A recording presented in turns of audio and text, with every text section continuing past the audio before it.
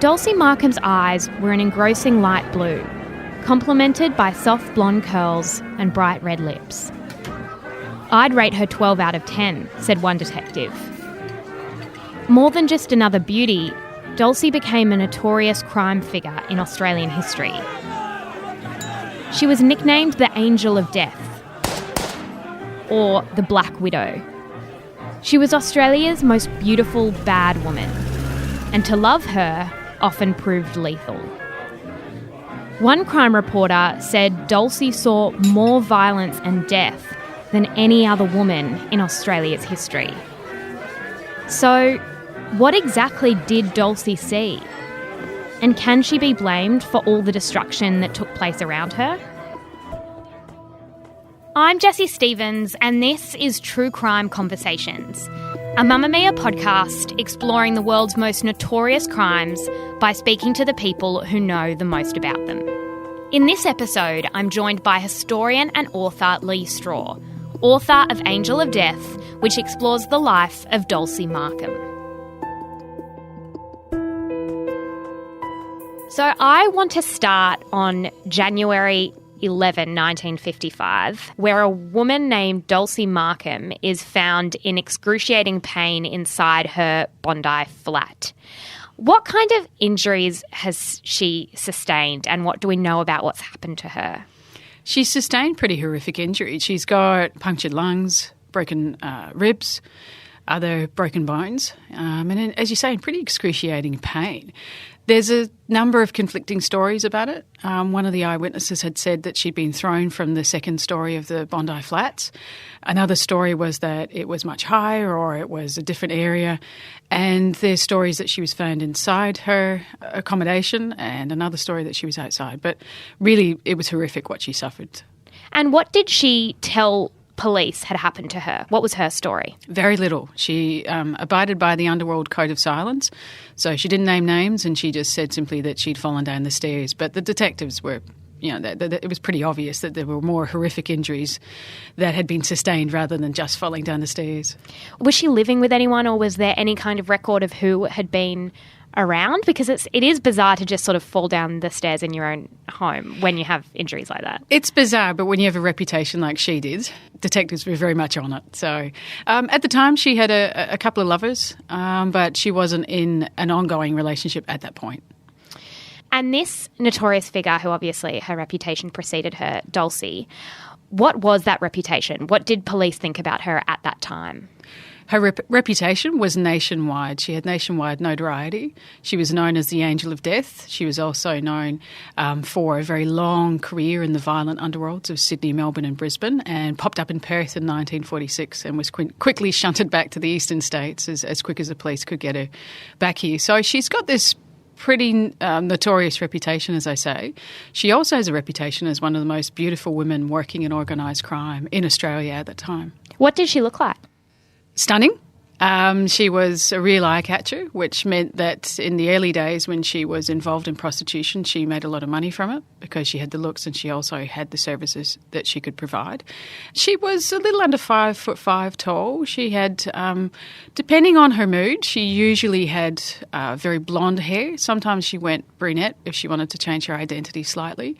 She was described as having sort of sky blue, slightly grey eyes, very red, gorgeous lips with red lipstick look to them, and just very soft complexion. She dressed to stand out, so she wore dresses that would be noticed. An incredible beauty. If you didn't know anything else about her, you might have mistaken her as a model. Can you think of any modern equivalents? Like anyone sort of in Australian culture that could capture us in the same way today? I'm not sure. She's pretty unique in that way. I mean, her whole story is quite unique for its time. But through Australian history, I don't know if there's anybody who quite captures us the same. I'm trying to think of people that spring to mind, amazing women, and I'm not convinced that there is somebody who is quite the same. What do we know about her upbringing. So she was born before 1920, wasn't she? She was, yeah. She was born just before World War One broke out, born in February of 1914, and she was living at Waverley. She was born in Surrey Hills at the Women's Hospital here, which was quite great in terms of providing support and care for some of our most poorest people in the city.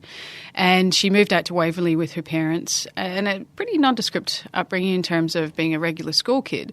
However, she's got an interesting backstory that her mum actually had a criminal record, but not to the same extent that Dulcie's became. But at the age of 15, she runs away from home.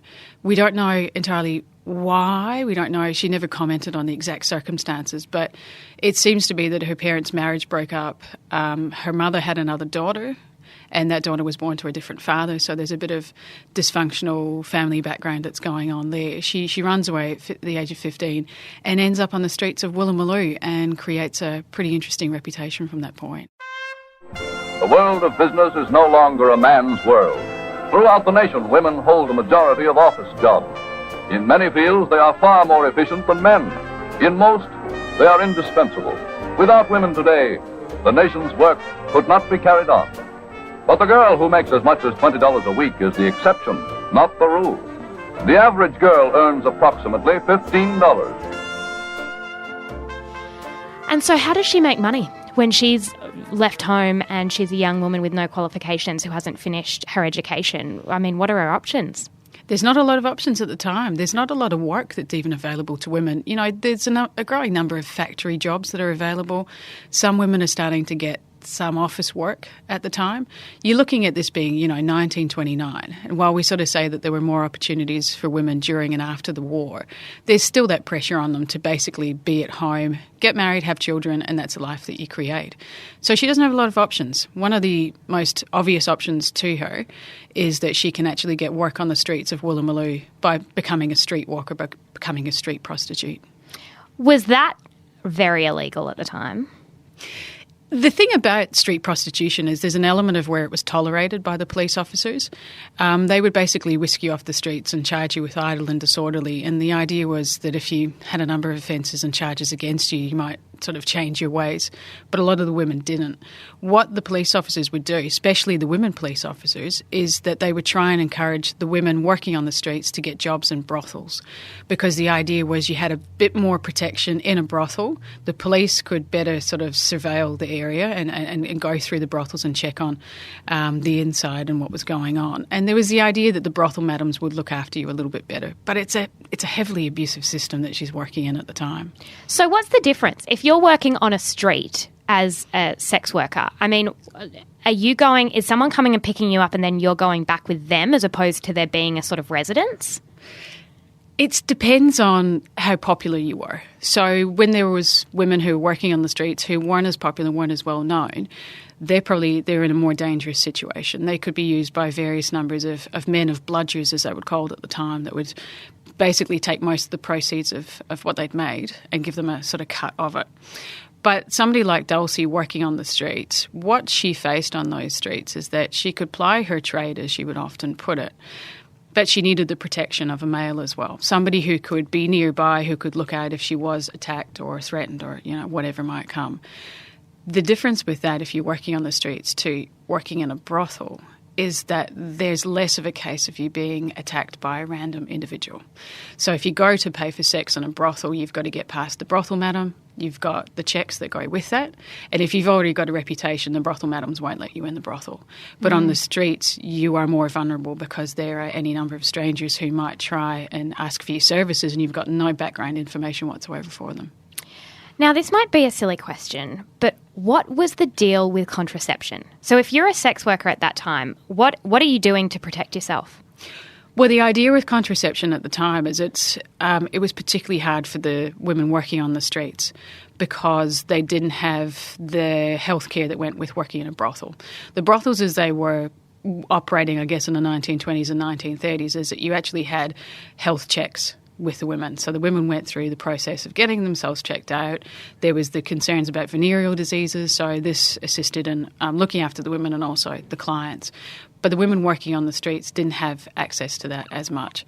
So in terms of contraception, you really are trying to work out your cycle for example. So the women working on the streets and in the brothels, because of the nature of their work, they know their cycle, they know when's a good time and not a good time and so on. But there's less, access to contraception, but it is still there and it was encouraged. There are other methods, kind of getting into the prostitution history here, which is interesting, but there are other ways in which women, if they were trying to prevent getting pregnant, it doesn't necessarily mean that you're actually having sex with that client, that you could make the client think that you are, but you use your thighs in a very interesting I've read manner. about that before. Yeah. So you put your thighs together and there's a way for them to think that you're having sex and you're just not. It's soft and fleshy and almost good buzz. I cannot believe that someone could be that, stupid.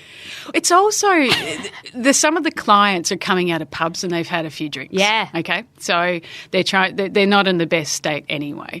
The women, the stories I've listened to, this isn't just historic, this is also recent stories as well of how women have managed to work their cycle. They've also tried to work ways in terms of not using contraceptives in those days. But of course, these days it's a bit different because there's greater awareness, there's greater welfare for women, and you've also got a selection of methods in which you want to prevent yourself from getting pregnant. But it's not that it didn't happen. Some of the sex workers became pregnant, and certainly Dulcie did too. So there was the option of some of the women kept their children and they had other workers who looked after them with them, or there was neighbours and other people around Surrey Hills and Wooloomooloo and those kind of places.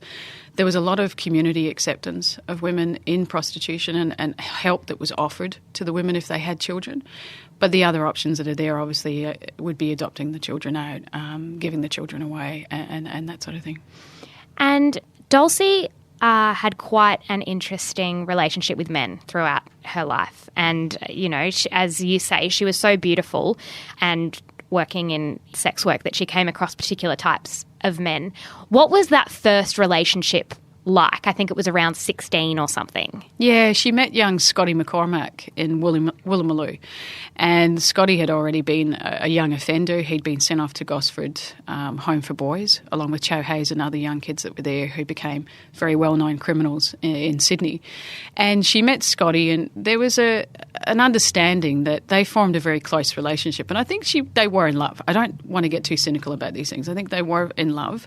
But there was also a very interesting working relationship where he could make money out of her prostitution as well.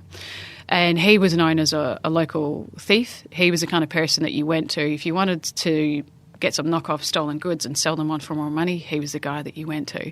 He was also running with a number of the gangs at the time. So by the age of 15, 16, when she meets Scotty McCormack, she's already now becoming involved with somebody who has gang links. And from those gang links, he's linked to organised crime and its rise in the late 1920s.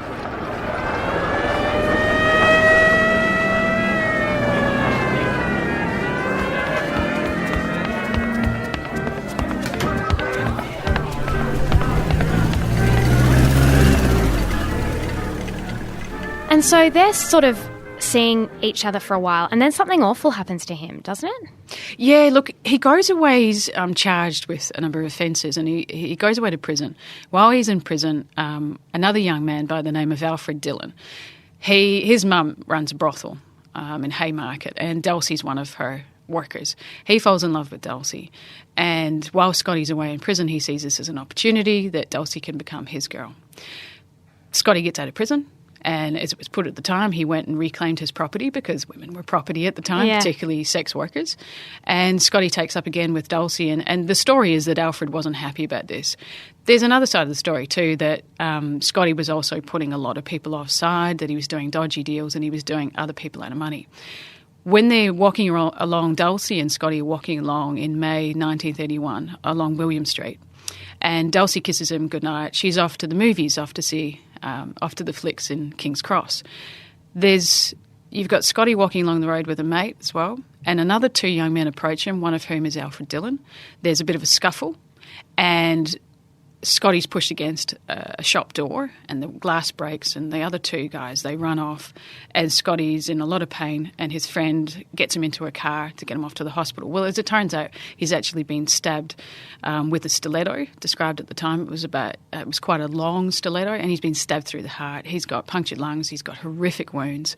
He's screaming in pain in the car. Gets to St Vincent's. A friend runs off to tell Dulcie at the movie theatre that Scotty's been attacked. And when she arrives at the hospital, she's told that he's passed away, and she has to identify his body in the morgue. She's 17. That's the thing. As a 17-year-old, she has to see his body in the morgue to know the experience of what he went through. And then suddenly she's one of the most important people that the police want to talk to. They want to figure out how on earth this happened. And so she doesn't want to talk to the police, and she goes into hiding. So why doesn't she want to talk to them? Because I understand that there's those gang links, but then at the same time, someone that she's loved has been murdered. Does she have no desire for justice? Dulcie had a desire for her own kind of justice, and that's what happens in the underworlds at the time. You take care of business on the inside. You don't want to involve the police. The underworld code of silence kind of keeps that together. She was upset by Scotty's death, obviously. She's pretty distraught by it. She makes an appearance at the inquest under the alias of Mary Eugene, and she dresses in this really dramatic blood red dress to show that she's upset, and she's also this kind of performer she was at inquests and at courtroom dealings. The manner in which she keeps quiet really shows us that there's a couple of things going on here. She can find other ways in which to seek revenge. The other key thing is that by not talking, she's protecting herself.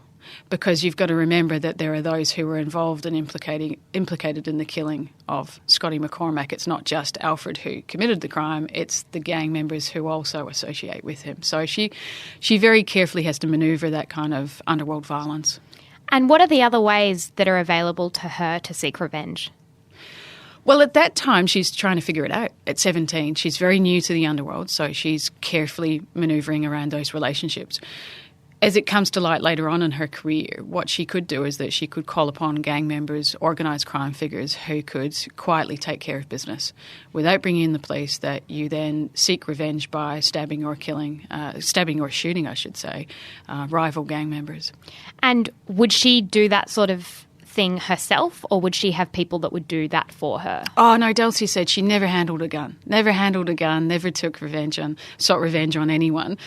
We kind of know that she was involved in a lot of the thinking around and planning of the attacks that took place in Sydney, Melbourne and Brisbane.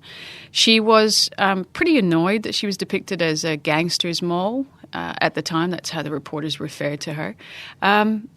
We don't have anything to definitely say that she took matters into her own hands, but she certainly was at one point accused of attempted murder. The person wasn't actually killed, but there was a threat on their life at the time. And so there's an interesting situation that she's in.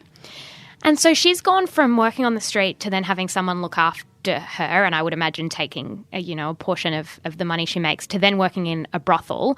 What's she doing next after she's lost this first partner? Where does she go next? Well, she has this really interesting career where when things get too hot in Sydney, she takes off to Melbourne.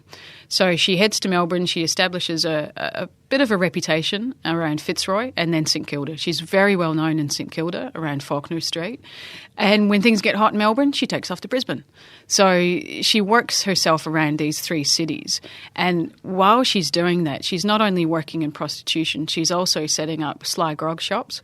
And they were known for selling knockoff booze. So when the pubs closed at 6 p.m, for example, you could get knockoff booze at somebody's house that was known as a sly grog shop. So you go there and you get beer after hours, but you probably pay at least twice the price.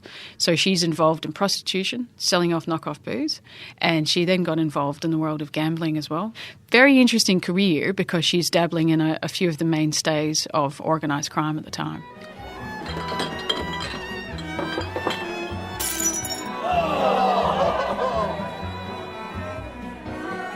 Did she make good money from all of those things? She did make good money. She made good money because you can tell that she wore really nice clothes, she had jewellery, she had the money to get her hair done, she had the money to buy makeup. These things are not available to a lot of women at the time who don't have enough money. So she did make a fair amount of money, but the difficulty here Is it still the case? As you said there before, you can make money through sex work, but there are always other people that are taking a portion of it. So you never entirely make all the money that you should get from the services you've provided. So she always got a cut of the money, and there were always those other organised crime male figures who took their portion of her earnings. And do you think that the male figures that she spent time with, because there were a lot of sort of different men that she had relationships with, do you think that that was a dependence necessity thing, or do you think that she really did fall in love with them? It's a mixed bag, really. Depends on the individual. So I think that there's an element certainly of protection. If you're going to be smart in working in organised crime, you do need protection. And women at the time needed protection. They absolutely did. Kate Leigh, who was an organised crime figure, organised crime leader here in Sydney, she even needed protection. So she had her standover men who looked after her. And she was a tough old chick. You know, she was really, really, really tough. Dulcie needed protection because she knew the kind of violence that she could face in terms of if she chose the wrong association, then there could be repercussions from that. But it's not just about protection. There's cases where she has fallen in love with people. This is her normal life. You know, it becomes normalised, this life of crime and living with underworld figures, and she certainly does fall in love with them. But I think there were also the men that took from her what they could. And as women's experiences have been like that for, centuries? Yeah. And there's a point sort of just after she turns 21, I think, where she spends some time, a relatively small amount of time, in Long Bay prison. What was that for? What eventually landed her in prison? She was told repeatedly to stop working selling sex around Wooloomooloo and King's Cross. And she was told by the magistrates that you need to give this up for 6 months. We need you to not be on the streets, and we need you not be associating in the brothels. And of course, she didn't listen because she needed the money, and there were already those associations that are established. But she sent off to Long Bay, as a lot of other women in a similar situation were sent off for idle and disorderly or consorting with other criminals.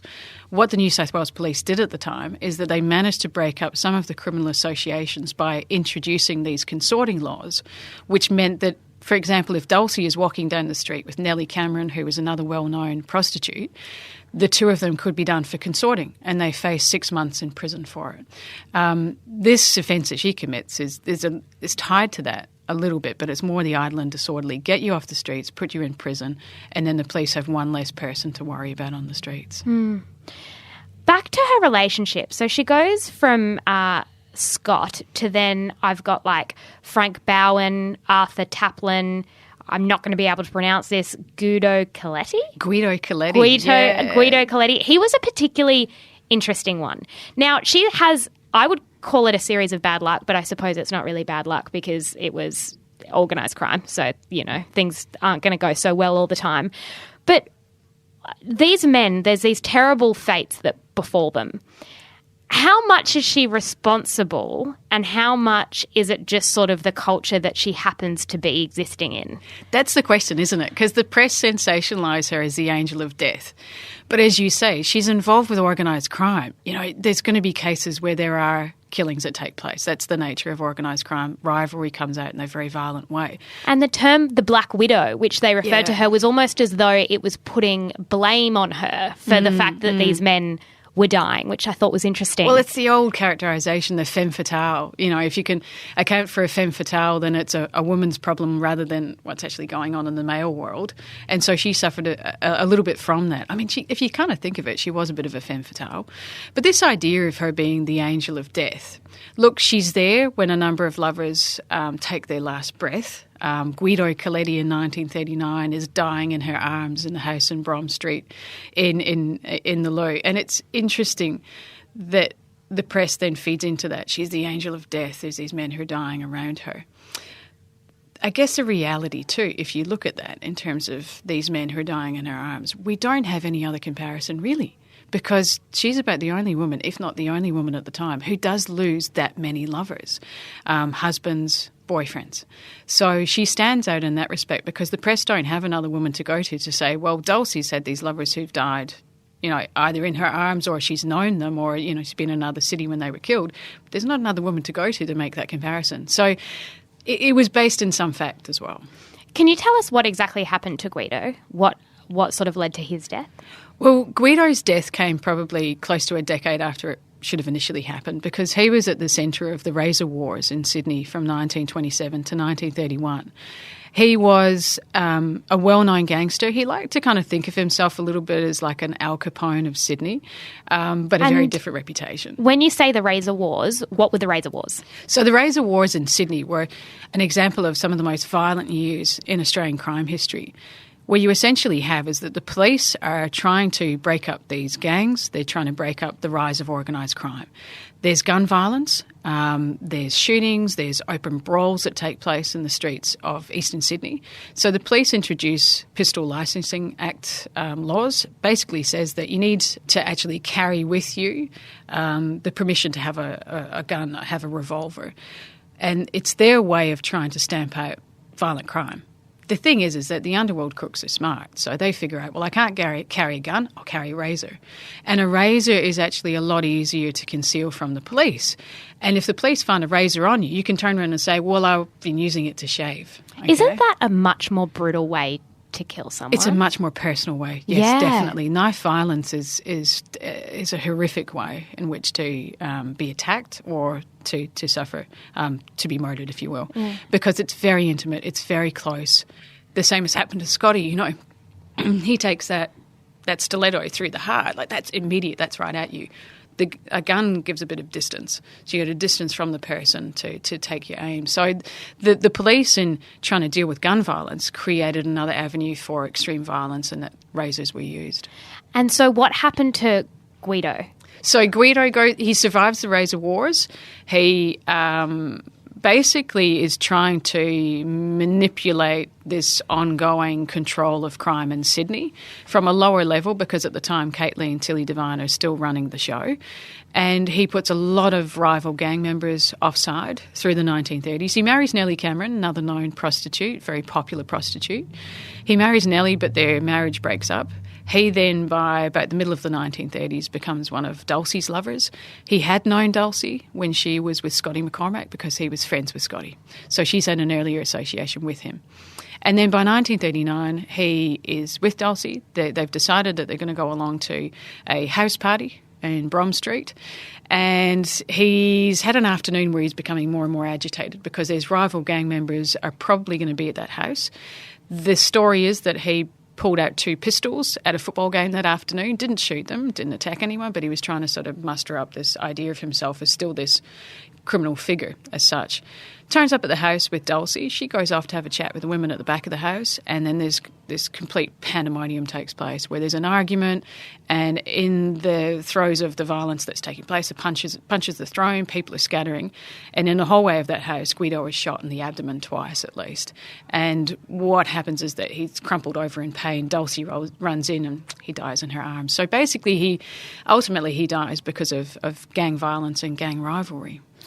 And does the same thing happen in terms of Dulcie not wanting to tell the police, or not wanting to help not wanting to tell any sort of external parties about what's happened? Absolutely. She took off again. So she goes into hiding away from the police, because she knows that she's been there in that immediate moment. Now, when she's got Guido in her lap while he's dying, there's a couple of detectives come to the house, obviously, to investigate. This is a crime scene. They've got a serious incident that's taken place, and she doesn't tell them anything. She immediately, that's a moment where she's abiding by the underworld code of silence, doesn't tell the police officers. And in the days and weeks that follow, she goes into hiding, and the police are trying to find her. But they do have other women at the house who can testify, who can give evidence at the initial inquest. Then it goes to trial. And then those same women will give evidence at the trial. But the trial doesn't go how the detectives would want it to, even without Dulcie. The other women, the pressure is on them not to talk. And in fact, the 2 men who were said to be responsible, they were both, they were never found guilty, if you will. And when you say the pressure was on them not to talk, would there be consequences if you went and testified, about someone in that kind of gang world? would there be pretty serious consequences? Absolutely, yeah. While there was less violence that was inflicted directly towards women, they certainly weren't free from that kind of violence. So if you talked to the police, if you gave evidence, then there would be members of that Brom Street gang who would find you. And you don't have to be killed, that doesn't have to happen, but there's enough violence that could be inflicted that you learn the lesson, if you will. We must get word to girls everywhere throughout the country, no matter how bad the conditions where you are. Unless you have money enough to support yourselves in the city for a full year, stay home. Now, in the 1940s, there's a record of Dulcie having a child. What do we know about what happened there? Because obviously she's been working in sex work for years before that, and then there's this record, but things get quite murky. They get murky, and they still are murky, because she refers to a child in evidence that she gives in a case of charges laid against her. And the child would be very young at that stage. 10 years later, she's referring to a 10-year-old daughter. That's all we've got. We don't actually know who the father was. We don't know the child's name. There's no formal registration of that birth. So there's a lot of questions around that child. Potentially, the daughter could still be alive. And I've heard from some family that she is still alive, but she doesn't talk about her mother. It's a sore point, if you will. And so when I was putting together Dulcie's story, I had contacted her family. Her nephew was only made aware of his aunt's story after his mum died. So he never knew he had this notorious Aunt Dulcie in his family. So they're still putting together their story as well. But we don't know what happened to the daughter. So do you think that from that information we could deduce that it was a complicated relationship? Like if she'd had a daughter and they sort of lived together and they were close, then do you think there'd be more information? Look, there might be. It's really dependent on that daughter, and what we don't know for certain the kind of relationship that they had. I would imagine it would have been a pretty difficult life to be involved in. And I'm not sure if Dulcie's daughter stayed with her for the long term. It could well be that she was in care or she was with other family. If you imagine it, that's a pretty hard life to have if your mum is running away from the law on a regular occasion and your mum's also working in sex work, involved with drugs, and then also involved with the gambling houses as well. Pretty tough life for a kid to grow up in. So in the early 1950s, there's a case where Dulcie finds herself shot in the hip, along with a partner, I believe, Gavin. Yes, yeah. What led to that incident? So the Walsh brothers were another example of underworld figures who'd crossed too many leaders, too many people, and there's an incident that occurs in Dulcie's Faulkner Street cottage where there's a gentleman turns up and he wants to talk to the Walsh brothers. Dulcie's asleep on the bed with one of the brothers. The other brother answers the door, and the individual who's wanting to talk to the Walsh boys, he shoots that brother who cops a bullet through the hand trying to protect himself. He turns out to be okay, but this offender runs into the bedroom and he shoots at the other brother. But in the meantime, Dulcie's caught in the crossfire, so she's shot in the hip and falls off the bed, and she's slumped down on the ground next to the other Walsh brother, who he died from his pretty horrific injuries. Again, next to her? Yes. Wow. So at this point, she's had some pretty, been involved in some pretty serious incidents, and is she still working sort of in the sex industry at this point? She is at the time, but what changes is that the injuries that she sustains, pretty horrific bullet wounds to her hip, it means that she's on crutches for a fair amount of time. So if you think about it, that's going to do you out of some business. Yeah. Because you can't perform as you could have done before. Not that she didn't try. Dulcie had a lot of staying power in her. She most certainly did. There's one great story before all this happens, that she was a police officer who stumbled across her in St Kilda when she was half naked running down the street with an axe. And you think that's pretty obscene to see that. But she thought there was nothing wrong with this and turned around and said to them that she had a client who tried to do her out of some money. So it was perfectly fine for her to chase him down the street half naked with an axe. This is the kind of woman that she was. She had to really protect herself, and she was pretty tough.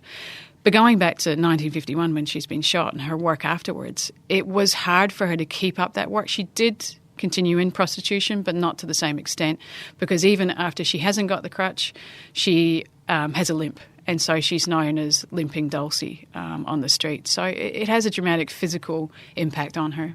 So what eventually leads her to leave that industry altogether? You know what ultimately leads to her thinking that she's got to get out because she might not survive is being thrown off the Bondi Flats. This is a huge wake-up call for her because she could have died, and particularly with the injuries that she sustained. So she's starting to really look at herself and think that after these years, you think about that's the 1950s. She's been involved in this work since the late 1920s. That's a long time for anyone in that business, but it's also a long time for anyone who's also having to protect themselves in a very violent organised crime world. So by about the mid-1950s, she's starting to think that she needs a quieter life. And she gets out of prostitution by the late 1950s, lives a pretty quiet life in the 60s, has a place in Bondi, and is well known as Dulcie Markham of notoriety in Bondi. But the neighbours like her, the locals like her, and she seems to live a relatively quiet life. And what happens in terms of her relationships then? Well, she then marries a Sydney guy by the name of Martin Rooney, who seems not to have had any criminal record. He just seems like a kind of regular guy. They meet in the late 1960s and they marry in 1972. And from 1972 to 1976, according to him, they seem to just live a pretty regular suburban life, and she was a great housewife. And what eventually happened to her? She goes to bed one evening in April of 1976. She tells Martin that he's got to feed the dog. I mean, it's so ordinary, like for her whole life. Exactly. Like, running down the street with an axe. She goes to bed. It sounds so lame. She goes to bed in, April of 1976, says, can you feed the dog? She asks him to feed the dog, clean up. She goes to bed. She's smoking in bed. And that's what happens. She falls asleep, the curtains catch light, and the whole room is up in flames. Her husband can't get to her, obviously because of the flames, the heat. And Australia's most beautiful bad woman ultimately dies unrecognisable. And it's really quite sad if you think about it, considering everything that she had lived through in her life, and then ultimately it's a cigarette that takes her out in the end.